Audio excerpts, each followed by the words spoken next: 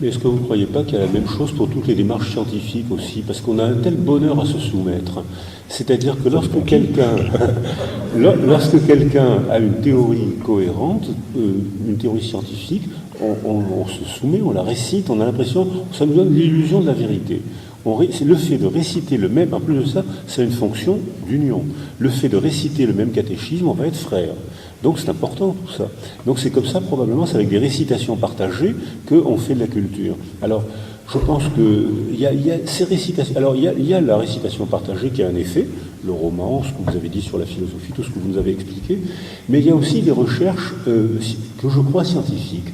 Il y a une partie de la psychanalyse qui peut devenir scientifique. Une autre partie de la psychanalyse, comme vous l'avez expliqué, qui n'a pas besoin de la science pour marcher. Et il y a une partie de la psychanalyse qui est une usurpation. Alors ça, là vous avez des idées. Là. Alors, mais dans la partie de la psychanalyse qui est scientifique, tout à l'heure vous avez dit la horde primitive, justifie, légitime le raisonnement oedipien. C'est ce qui est vrai. Sauf que Descola, qui est maintenant prof au Collège de France en anthropologie, et qui utilise les concepts d'éthologie, est en train de confirmer que le cannibalisme faisait partie de la condition, et que c'est probablement grâce au cannibalisme que l'espèce humaine n'a pas disparu. Mais c'était un cannibalisme moral.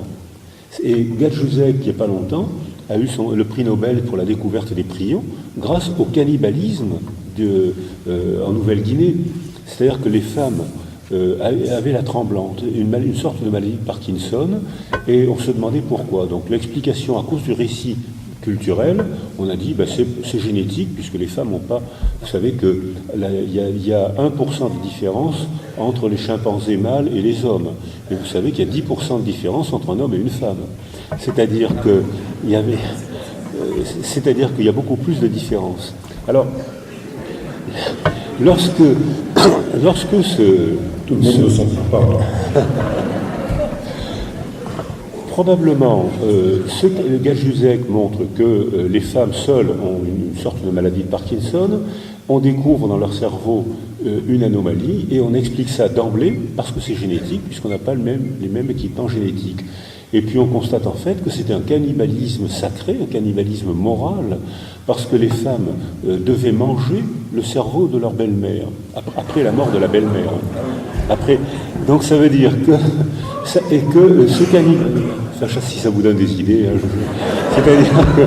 c'est-à-dire que le cannibalisme moral fait que les deux protéines du cerveau de la belle-mère et de la cerveau faisaient une nouvelle protéine qui provoquait une encéphalopathie. Et il a eu un prix Nobel à cause de ça. Et Descola dit que probablement c'est grâce au cannibalisme que l'espèce humaine n'a pas disparu. On retrouve des traces sur les os des squelettes. Donc ça veut dire quand même que la horde primitive, qui n'est pas vraie sur le plan éthologique, peut-être que sur le plan anthropologique, elle n'est pas si fausse que ça.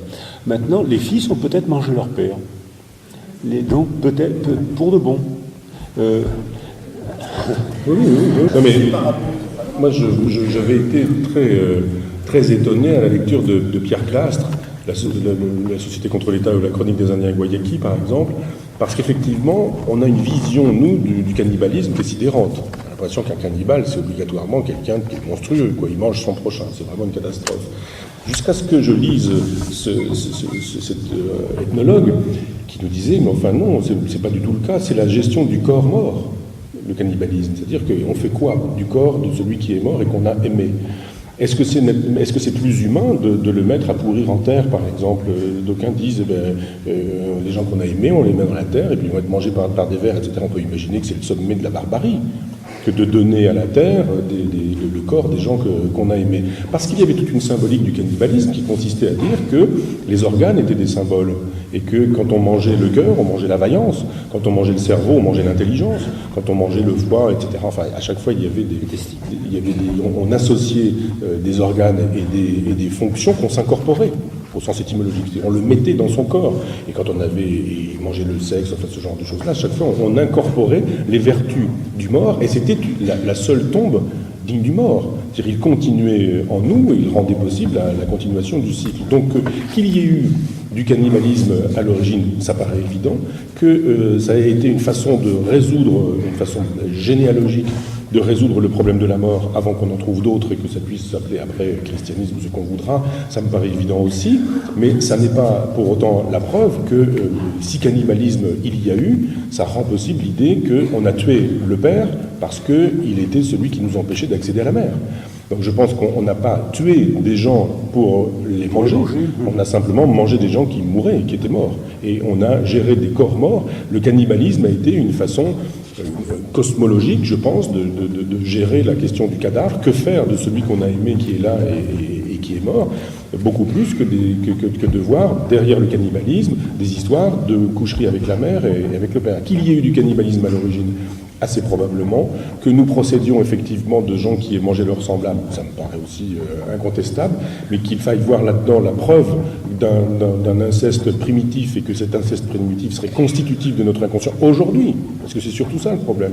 Freud nous dit ce qui s'est passé là est constitutif de notre inconscient aujourd'hui. C'est-à-dire tout le monde dans la salle dispose dans son inconscient par héritage phylogénétique de cette histoire dont l'inconscient se souviendrait. Ça, je ne peux pas souscrire à ça. Mais que cannibalisme il y ait eu et que ça ait pu être une des belles façons qu'on ait pu donner, d'offrir une sépulture digne de ce nom aux gens qu'on a aimés, je pense qu'on est d'accord là-dessus.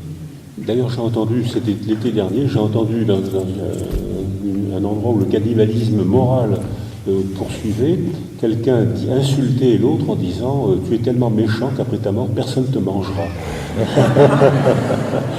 Voilà, je pense que avant cette rencontre, vous aviez les idées claires. J'espère maintenant que je conclue. Merci d'être venu.